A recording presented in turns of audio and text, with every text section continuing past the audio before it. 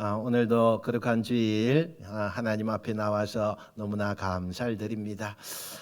오늘 여러분 날씨가 조금씩 추워져 가고 있는 것 같아요. 여러분들 건강 늘 유의하시고 또 감기 조심하셔서 즐겁고 기쁜 매일의 생활이 되시길 원합니다. 오늘 우리는 신약성경 누가복음 5장의 베드로 이야기를 우리가 살펴볼 텐데요. 참 인생이 꼬이고 뜻대로 되지 않을 때 우리는 어떤 삶을 살아가야 될 것인가, 어떻게 내 삶의 방향점을 다르게 하면서 나아갈 것인가, 우리의 삶의 후반전은 어떻게 하는 것이 좋은가라는 것을 좀 생각하면서 제목을 다시 시작하기라는 제목으로 말씀을 나누려고 합니다. 우선 오늘 본문에 베드로라고 하는 사람이 어떤 사람이냐, 이 사람을 우리가 볼 때에 예수님을 어떻게 처음에 만났을까라는 것을 우리가 좀 살펴볼 필요가 있습니다. 동생이요, 안드레라고 하는 동생이 있어요. 예수님을 안드레가 먼저 만났어요. 그리고 예수님을 만나보니까 너무 좋은 거예요. 너무 좋아서 우리 형님에게도 예수님을 만나게 해줘야 되겠다, 이런 생각이 들어서 형을 데리고 예수님께로 갑니다. 그런데 이 베드로가 자기가 원해서 예수님을 찾아간 게 아니라 동생한테 끌려서 가서 그랬는지 베드로는 예수님을 만나고도 그 가슴이 냉랭하고 예수님께 마음을 열지 못하고 있는 것을 보게 돼요. 여러분, 이 베드로의 직업이 뭡니까? 어부예요, 어부. 어릴 때부터 어부 생활을 한 거예요. 예수님 당시에 유대 사이에서 어부는요, 직업군으로 보거나 또 그 당시에 수입으로만 보면 서민청을 넘어서서 중산청 정도 되는 그런 직업이에요. 그러니까 실제로 베드로는요, 먹고 사는 데는 전혀 지장이 없는 그런 가정을 지금 꾸려가고 있는 거죠. 성경에 보면 이 베드로의 집이요, 굉장히 큰 집을 가지고 있다고 말씀하고 있고, 경제적으로 여유가 있어서 그랬는지 자기 장모님도 모시고 살아가고 있었어요. 그런데 하루는 이 장모님이요, 열병에 걸렸어요. 그래서 사느냐 죽느냐 이런 기로에 놓이게 돼요. 이때 베드로가 예수님이 이 당시에 참 많은 환자들 고치고 또 이곳저곳에서 소문이 많이 났기 때문에 너무나 베드로도 예수님에 대해서 잘 알고 있었어요. 그런데 자기 장모님을 위해서 베드로가 예수님께 우리 어머니에게 안수기도 좀 해주세요 라고 부탁할 수 있는데 예수님에 대해서 호감이 별로 없다 보니, 가서 또 냉랭한 가슴만 가지고 있다 보니 그런 부탁을 못해요. 근데 예수님이 나중에 베드로의 장모를 고쳐주는 일이 일어나잖아요. 베드로가 부탁한 게 아닙니다. 베드로는 예수님께 말을 못하기 때문에 주변에 있는 사람들이 그걸 보다 못해서 저 베드로의 장모님, 예수님 가서 좀 기도해 주세요, 안수해 주세요. 그래서 베드로의 장모를 고친 거예요.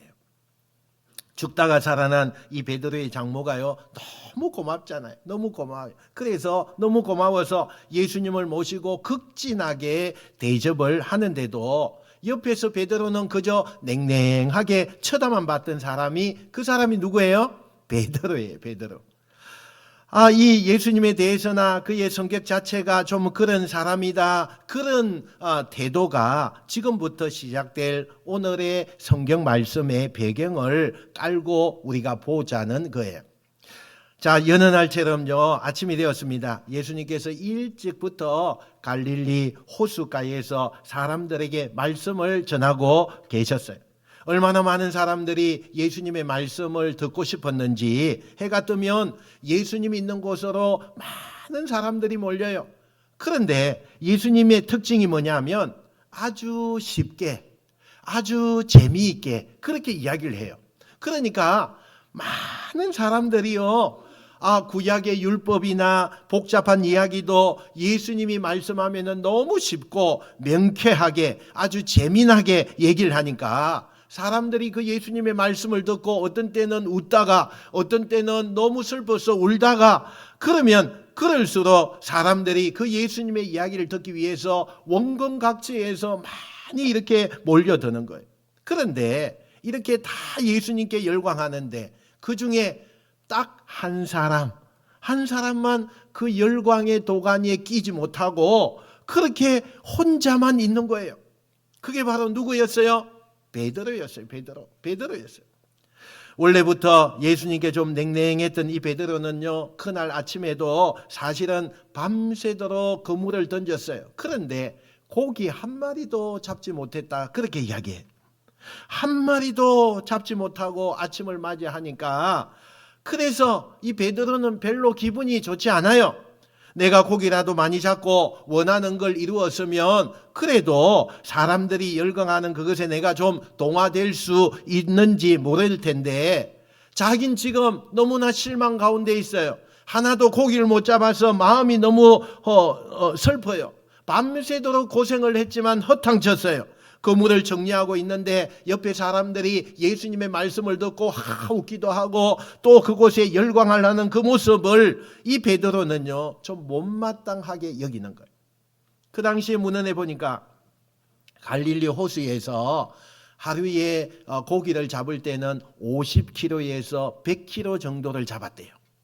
그런데 베드로는요, 그날 밤에 단 한 마리의 고기도 잡지 못했대요. 여러분, 사람이 마음이 편치 않으면요, 남의 이야기가 잘 들리지 않아요.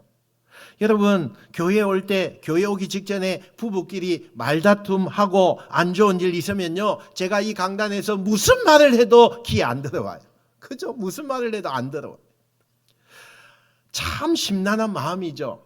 이게 사실 우리가 좋은 예배를 드리는 것은 예배당이 아니라 내가 하나님을 만나러 나오기 전에 내 마음이, 내 심령이 하나님을 만나기 가장 좋은 상태로 내가 나오느냐, 이게요 참 중요해요. 좋은 예배자가 되는 놀라운 일이에요. 그런데 베드로는 이미 마음이 심란하니까 예수님이 옆에서 어떤 말을 하는 거, 그것도요 남들은 다 좋아하고 은혜 받아도 베드로는 거기에서 제외된 거예요. 여러분, 예수님이 옆에 계셔도 그 예수님의 존재를 느끼지 못하거나 예수님이 옆에 말씀해도 그 말씀이 들리지 않는다, 이게 오늘날 우리의 모습 아닙니까? 우리는 각자 내 자신의 삶의 문제로 허덕이다 보니까 정작 나에게 손을 내미시는 예수님을 외면하는 때가 한두 번이 아니에요. 또 어떤 상황과 역경 가운데 있어서 하나님의 말씀을 이 자리에 나와서 앉아는 있고 듣고는 있는 것 같지만 실제적으로 듣고 있지 않는 사람들도 종종 있다는 거예요. 근데 그게 내 귀에 들어오지 않으니까. 이 베드로는요, 완전히 딴짓을 하고 딴 마음으로 지금 예수님 말씀에 집중하지 못하고 그 귀에까지 못하고 있을 때 예수님이 사람들에게 말씀을 전해드렸듯이 사람들이 너무 많으니까 이제 도저히 감당이 안 돼서 베드로 보고 배 좀 빌립시다. 그리고는 배 위에 올라가 가지고 이렇게 군중들 밑을 바라보면서 열심히 말씀을 가르쳤어요. 얼마건 또 얼마나 시간이 지나갔을까요? 배를 빌린 값을 해야 되겠다 생각하셨는지 배 주인인 베드로에게 여보시오, 그 그물을 다시 가지고 가서 저 깊은 데로 가서 그물을 던져보시오. 예수님이 이렇게 말씀하는 거예요. 이 말을 들은 베드로는요, 사실 예수님이 던진 이 말이 자기에게는 피가 거꾸로 솟는 그런 말과 같은 거예요. 왜냐? 아니, 자기가 이 갈릴리 호수에서 어릴 때부터 잔뼈가 굵은 그런 사람이 베드로 아닙니까? 예수님의 원래 직업은 뭐예요? 목수예요, 목수. 남의 영역을 침입해 기분 나쁘죠. 기분 나쁘죠. 내가 이 갈릴리 호수에 잔뼈가 굵은 사람인데 내가 언제 그물을 던지고 언제 고기를 잡으면 제일 많이 잡는다는 것을 아는데 지금 무슨 말을 하는가? 기분이 나쁘죠. 그리고 내가 지난 간밤에 얼마나 그물을 내리고 올리고 그렇게 반복했습니까, 베드로가? 근데 아무것도 모르는 예수님이 그냥 마치 무슨 말장난 하듯이 그물 한번 내려보시오, 이런 말이 너무나 기분 나쁜 거예요. 또 지금 아침이 됐다는 것은 그물을 거의 다 정리하고 일을 마무리할 때예요. 그래야 다시 자고 저녁에 다시 고기 잡으러 배를 타고 나가야 되는 거니까 지금은 마무리할 때예요. 그런데 그 그물을 다시 풀어서 깊은 바다에 던지라고 하니까 이 베드로의 입장에서는 너무나 황당한 거죠. 황당해요. 자기 경험이나 일의 순서로 보았을 때는 맞지 않는 일이에요. 안 된다고 단칼에 자르려고 하는 아마 마음도 베드로에게는 많았을 거예요. 근데 베드로가 어떻게 하느냐? 누가복음 5장 5절요. 우리 나와 있는 대로 한번 읽어봅시다. 시작. 선생님, 우리들이 밤이 새도록 수고하여서되 잡은 것이 없지만은 말씀에 의지하여 내가 그물을 내리리이다 하고 아멘. 이렇게 말했죠. 이게 우리가 사실 글로 읽고 또 문장으로 읽으니까 어떤 반항 없이 순순히 베드로가 그물을 내렸다고 생각하지만 사실 그런 거 아니에요. 베드로는 굉장히 기분이 나쁜 거예요, 지금. 그리고 예수님이 말씀이 하는데도 그 하나가 동의가 되지 않아요. 하나도 동의 안 돼요. 마음에 내키지가 않아요. 그런데 결론은 어떻느냐? 예수님 말씀대로 했다는 거예요. 왜 그랬을까요? 왜 그랬느냐? 이 예수님을 모르는 분이 아니에요, 베드로가. 자기 장모님의 열병도 고쳐주신 분이에요. 또 오늘 갈릴리 호수가 이전에요, 베드로는 예수님이 저 다른 곳에서 이렇게 말씀을 나누고 할 때에 그것을 많이 봤어요. 예수님을 많이 만났어요. 근데 그때마다 예수님은 베드로에게 늘 친절하게 대해주고 관심을 보이고, 그런데 자기는 그렇게 자기에게 잘해주고 최선을 다해서 친절한 예수님에 대해서 늘 퉁명스러웠어요. 외면하고 거절하고 그런 걸 계속 했어요. 그러니까 내가 여기서 저분이 얘기하는 걸 또 면전에서 거절하면 이건 예의가 아니지 라는 생각을 하게 된 거예요. 그래서 한 번은 마음에 들지 않지만 저분 얘기를 그래도 한 번은 따라주자 라는 마음으로 그물을 던졌다는 거예요. 그러니까 베드로는 지금 마음이 내키거나 동의가 된 상태에 예수님의 말씀을 들은 것이 아니라 동의가 되지 않고 내키지 않았지만 그냥 그래, 내가 관계 때문에라도 그렇게 한 번은 해야지, 너무 미안하니까 내가 한 번 해주는 거예요. 그런데 바로 이 대목에서부터 베드로의 인생이 달라지기 시작해요. 베드로가 고민하던 수 없는 인생의 문제가 이 대목에서부터 해결되기 시작하는 거예요.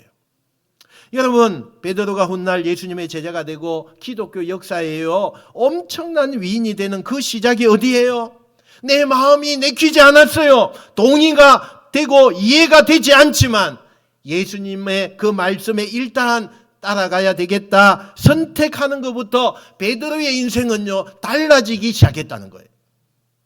혹시 이 자리에 이 베드로처럼요, 내가 먹고 사는 문제, 장사하고 사업하고 일하는 문제, 경제적인 문제, 어떤 거든지 이런 것들이 내 뜻대로 안 돼서 삶이 이렇게 저렇게 너무나 힘들고 베드로처럼 마음이 심란하고 고민하고 별로 내 감정의 상태가 안 좋은 분이 계실 수 있어요. 나 이대로 안 될 것 같아. 나는 이렇게 살다가는 내 인생 종칠 것 같아. 아무 의미가 없는 것 같으니까 다시 한번 뭔가 계기를 만들어 보고 싶어. 이런 갈망이 있는 분이 이 자리에 있을 수 있어요. 내가 인생길을 멈추기는 했는데 도대체 어떻게 내가 어디에서부터 시작을 해야 될지 막막한 분도 계실 수 있어요.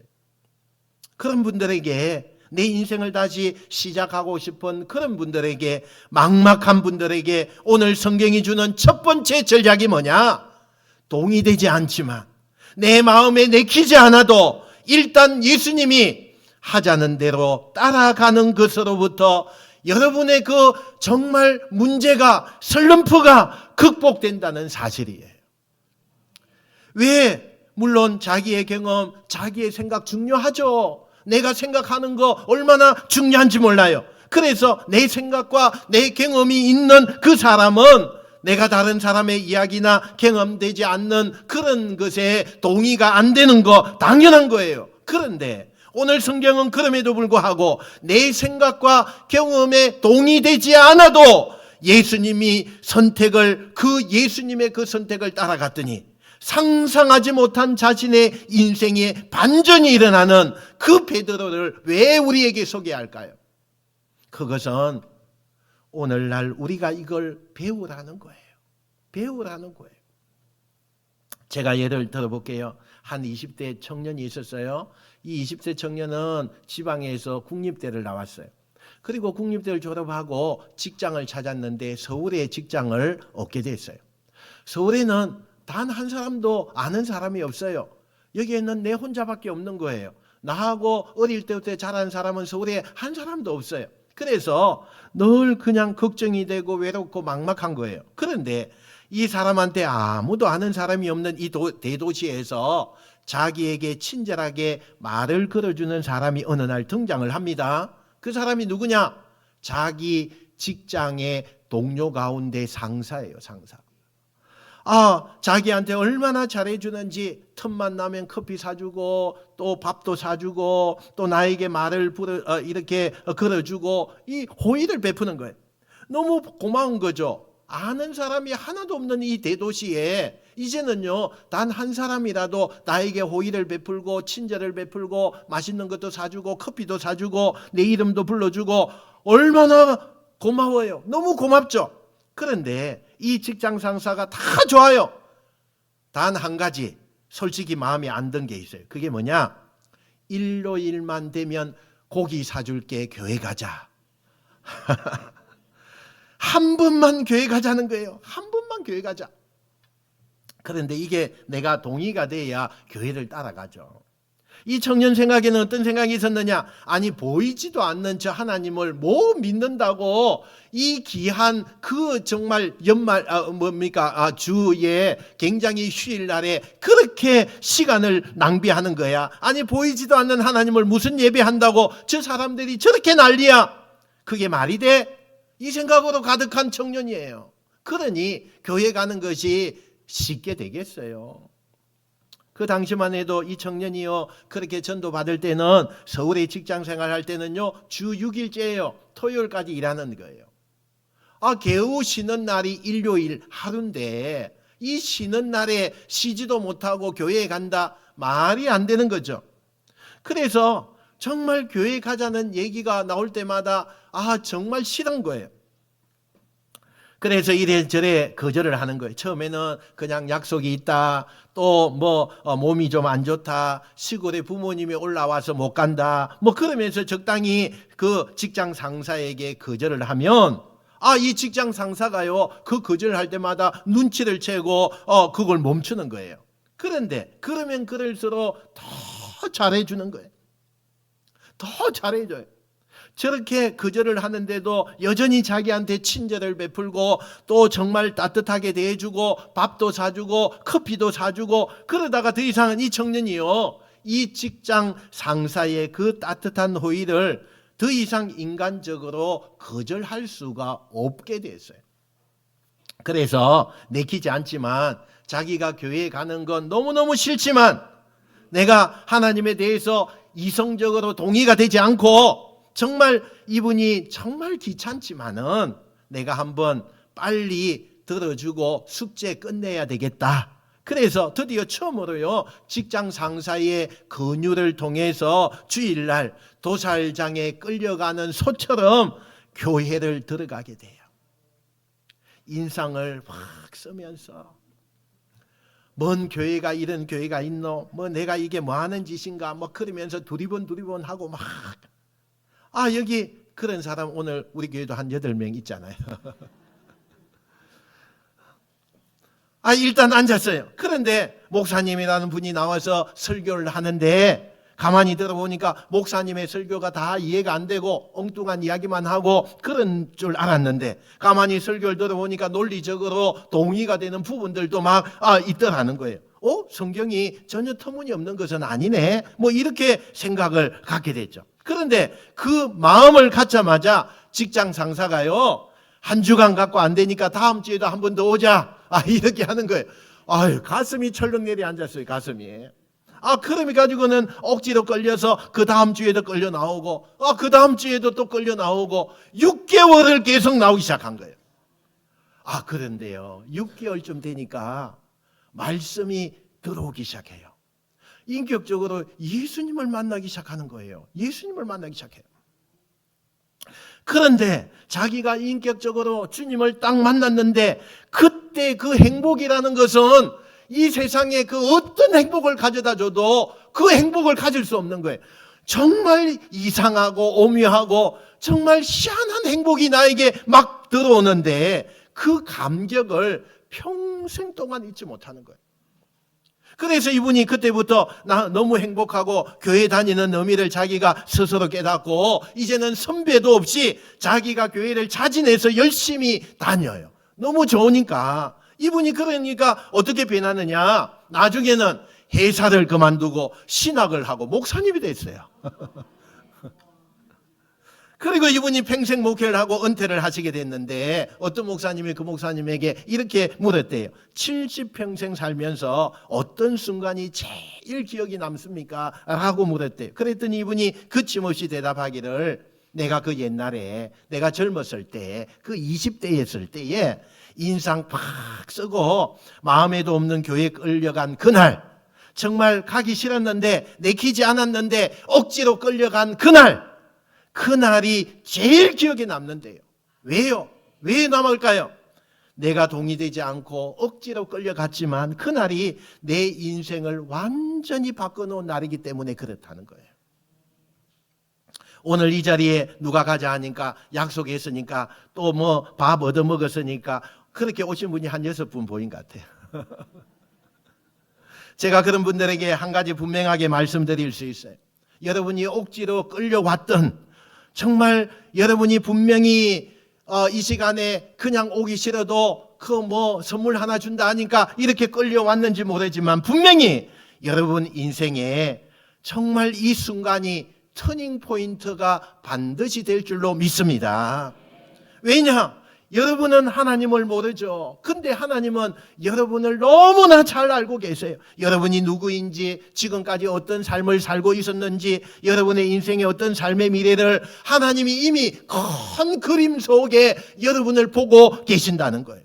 특히 내 힘으로 내 미래를 해결할 수 없는 그런 때에, 내가 당면한 문제를 해결할 수 없는 그런 분들은 하나님이 여러분에게 여러분도 모르는 큰 그림의 미래를 지금 그려보고 있다는 사실이에요. 그러니 여러분이 다 동의가 되지 않아도, 이해가 되지 않아도 하나님의 인도하심을 따라가겠다고 선택하는 그 순간에 여러분의 인생도 베드로처럼 완전히 여러분이 살아온 인생과 다른 인생이 시작되는 줄로 믿으시길 축원합니다. 깊은 데로 가서 이제 그물을 내리라는 예수님의 말씀대로 베드로가 뭐 굉장히 불만스럽고 자기가 더 전문가인데 내가 이걸 들어야 되나 말아야 되나 하면서 이제 베드로가 따랐어요. 그물을 내렸어요. 그런데 베드로가 깜짝 놀라는 거예요. 당황하는 거예요. 왜? 아니, 그물을 내리자 말자 고기들이 어디에 숨어 있다가 그물을 향해서 오는 건지, 그 그물을 향해서 오는 고기가 어마어마하게 많이 오는 거예요.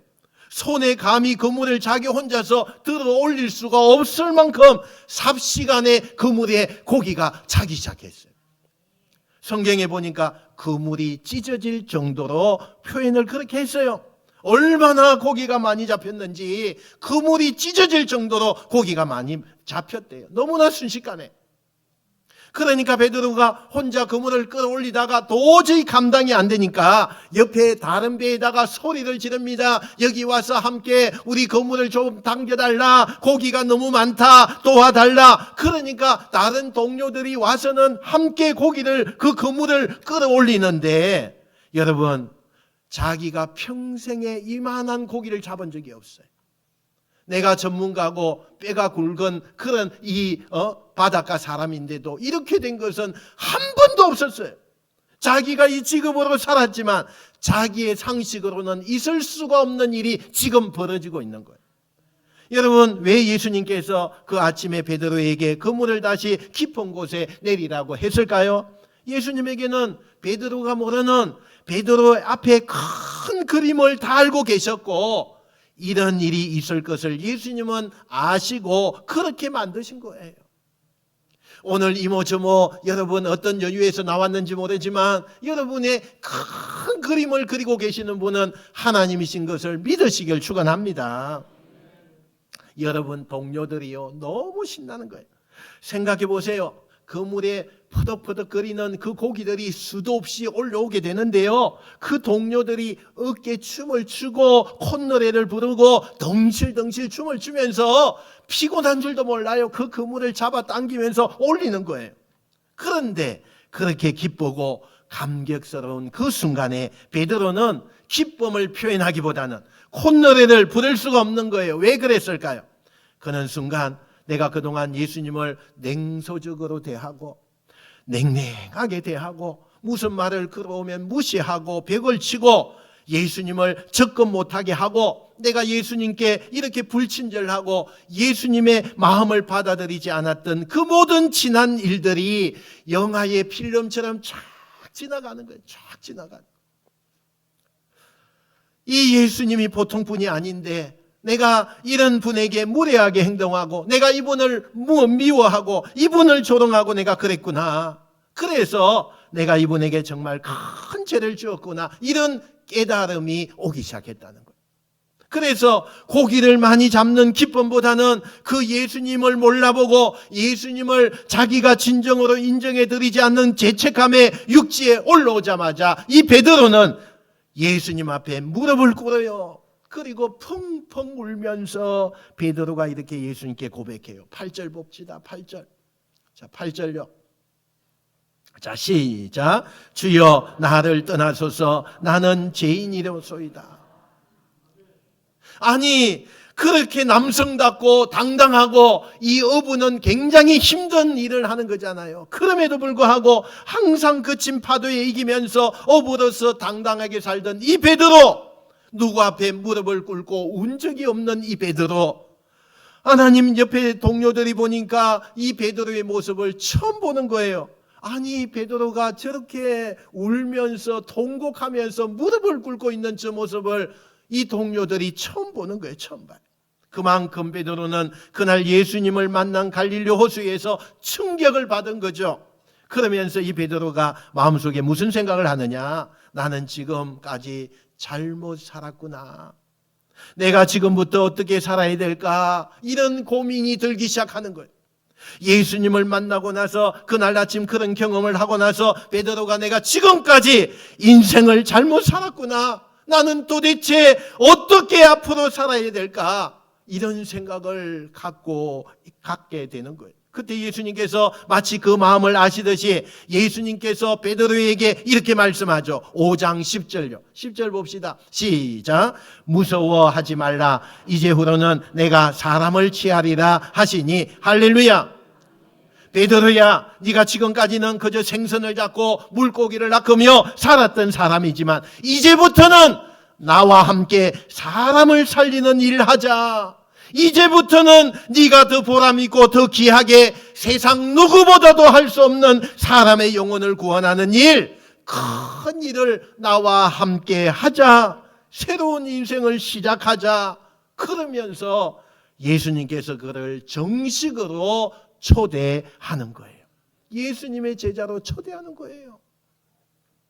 저는 이 대목을요, 저 나름대로 이렇게 표현하고 싶어요. 네가 살아온 삶의 링을 바꿔보자. 지금까지 세상에서 남들이 말하는 세상의 꿈과 목표를 이루고 세상의 방식대로 살던, 세상이 원했던 인생을 사는 그런 링에서 살았던 네가 이제는 믿음의 방식으로 믿음을 꿈꾸고 하나님이 만들어주신 하나님의 링에서 노는 삶을 살자.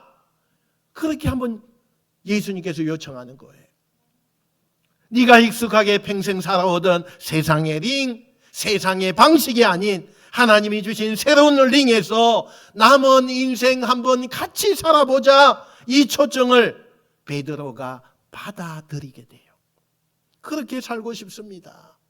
그래서 본격적으로 이때부터 베드로가 어부의 삶을 정리하고 예수님의 제자가 돼요. 참, 그때부터 베드로는요, 지금까지 기독교 2000년 역사에 길이길이 빛나는 인물이 되고 그 인생이 참 우리에게 존경을 받을 인생이 되는 거예요. 만약에 이 베드로가 여전히 자기가 살아왔던 그 방식인 세상의 링에서 그냥 평범한 업으로의 그 익숙함에 머물러 있었다면 그의 인생이 지금 우리에게 조명되지 않았을 거예요. 역사에 남는 인물 되지 못했을 거예요. 그가 잘한 것이 뭐예요? 세상의 방식에서, 세상의 링에서 하나님이 주시는 링으로 무대를 바꾸니까 인생이 멋지게 된 거예요. 인생이 멋져요. 오늘 이 자리에 좀 막연하지만 나도 정말 한번 언젠가 새로운 인생을 살고 싶다. 내가 이렇게 살아온 것이 이제는 너무 이 삶이 아닌데 내가 좀 다른 인생을 한번 보람 있고 떳떳하게 인생을 한번 살아보고 싶다. 그런 소망과 꿈과 생각이 있으신 분이 계시다면 이제라도 늦지 않았어요. 내가 얼마 사는 것이 얼마 남아있지 않다 할지라도 단 하루라도 나는 그렇게 살고 싶다 이런 생각이 드시는 분이 있다면 그분에게 드리는 말씀이에요. 이 전략을 여러분이 가지셔야 돼요. 한번 따라합시다. 인생의 링을 바꾸자. 인생의 링을 바꾸자. 세상의 링에서요, 세상 사람들이 꿈꾸고 세상 사람들이 경쟁하고 세상 사람들끼리 성공하는 그런 방식에 나를 맞추면서 괴로워했던 그 세상의 게임을 이제는 좀 멈추고 이제부터는 하나님이 주시는 꿈을 꾸고 믿음의 방식대로 하나님이 주는 링에서 살아가는 인생, 얼마나 중요한지 몰라요. 여러분, 역사를 보면 결국 세상의 링에 얽매이지 않는 사람이 역사를 바꾸고 기록을 세워가고 있어요. 우리는 착각하고 있죠. 내가 알고 있는, 내가 경험하는, 내가 수십 년 동안 익숙한 거, 그게요 전부라고 착각하고 살아요. 내가 공부하고 내가 알고 있는 상식이 그게 맞다고 우리는 착각하고 살고 있는 거예요. 여러분, 그건 정답이 아니에요. 내가 그렇게 믿는 것뿐이지 그건 내 그냥 믿는 믿음이에요. 정답이 아니라는 거예요. 정답은 진리는 이 세상을 창조하시고 다스리시는 주인 대신 하나님께만 있다는 것을 믿으시길 바랍니다. 어떻게 진리가 많겠어요? 진리는 하나예요. 진리는 하나님께 있는 것입니다. 혹시 이 자리에 나도 내 인생을 한번 다시 시작하기를 원하시는 분이 있다면 오늘 하나님이 저의 입술을 통해서 여러분에게 말씀하시는 거예요. 인생의 링을 바꾸라. 세상의 방식에서 벗어나서 하나님이 주시는 믿음의 방식대로 살아봐라. 여러분, 무슨 예수 믿는다고 해서 하나님이 주신 링에서 산다고 해서 우리가 세상에서 살던 삶을 그런 걸 다 버리라는 거 아니에요. 직장도 안 다니고 결혼도 안 하고 그렇게 하는 거 아니잖아요. 내가 세상 방식에 익숙하던 링에서 이제는 하나님의 링으로 이렇게 옮겨가왔지만 이 링이 다를 뿐이지 우리가 살아가는 삶의 규칙은 다 똑같아요. 동일한 거예요. 그러나 링이 다르기 때문에 그 하나님이 주시는 링 위에서 살면 여러분 반드시 여러분의 인생이 이 베드로처럼 끝은 누구도 다 부러워할 수밖에 없는 보석처럼 빛나는 인생이 될 줄로 믿습니다. 그 일을 시작하기 위해서 여러분이 꼭 필요한 게 있어요. 그게 뭐냐? 예수님을 믿으셔야 돼요. 예수님을 내 마음에 영접하셔야 돼요. 여기 처음부터 이 예수님이 다 동의되고 처음부터 하나님이 내 논리 속에서 다 이해되는 그런 정말 살아계신 분이야. 이게 다 내키거나 이걸 이해해서 예수 믿는 분 어디 없어요. 내키지 않았어요. 동의되지 않았어요. 그러나 베드로처럼 우연한 기회에 그분의 초청을 믿고 따라갔더니 그의 인생에 놀라운 일이 펼쳐지기 시작한 거예요. 여러분, 신앙생활 혼자 하는 거 아닙니다. 여러분 옆에 있는 분들이요, 누군가에게 맛이 있는 사람이 되길 원해야 돼요. 맛있는 사람, 맛있는 식당이 있듯이 맛있는 사람이 돼야 돼요. 여러분, 우리가 하나님을 믿는다는 것은 내 혼자서 결정하고 혼자 살아가는 것이 아니라 하나님께 묻고 하나님께 상의하고 하나님이 지혜를 주시고 이렇게 하나님 앞에 소통하면서 내 문제를 결정해 가는 게 그게 예수 믿는 거예요. 예수 믿는 거예요. 죄송합니다. 여러분 절대 두려워하지 마세요. 여러분의 삶에 좋은 기회가 왔습니다. 여러분 우리 교회 2단 아니에요. 3단은 더더욱 아니에요. 건강한 대한예수교 장로의 정말 건강한 교단이에요. 한국에요 장자교단이라고 아주 중요한 교단이에요. 너무너무 좋은 교단이죠. 그런 교단의 건강한 교회가 우리 부강교회예요. 요즘요 잘못 가면 큰일 납니다. 요즘은 가짜가 진짜 같고 진짜가 가짜 같은 곳이 얼마나 많은지. 뭐 십자가 그려놨다고 해가지고 그게 다 좋은 게 아니에요. 여러분 예수님이 이야기한다고 해서 그게 다 진짜 좋은 교회가 아닙니다. 잘못하면 큰일 나요. 그러나 여기서는 이 우리 부강교회에서는 믿으셔도 됩니다. 저는 여러분이 우리 교회 멤버가 되시길 원하고 인격적으로 오늘을 계기로 해서 하나님을 만나셔서 여러분의 인생에 반전이 일어나고 여러분의 삶에 새로운 멋있는 인생이 시작되는 맛있는 사람, 그런 사람이 되시기를 주님의 이름으로 축원드립니다. 축원드립니다. 기도하겠습니다.